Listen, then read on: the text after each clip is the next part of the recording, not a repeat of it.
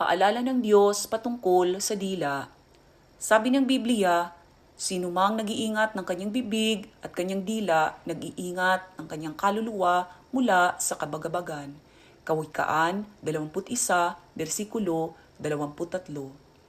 Kaya huwag pansinin ang dila ng makamandag sapagkat ang dila ay walang buto ngunit kaya nitong makasira sa iba. Una, masisira ang pagkakaibigan. Pangalawang Korinto 6, versikulo 11. Pangalawa, mananagot ka sa sinabi mo.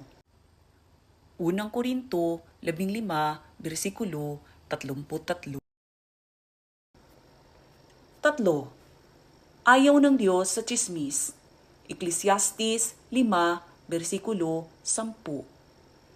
Apat, parurusahan ng Diyos. Isayas 48, versikulo 22. 5. Masasangkot sa gulo. Mga taga-Roma 6, versikulo 23.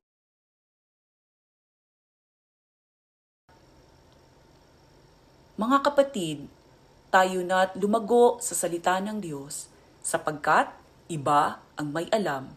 Let's grow together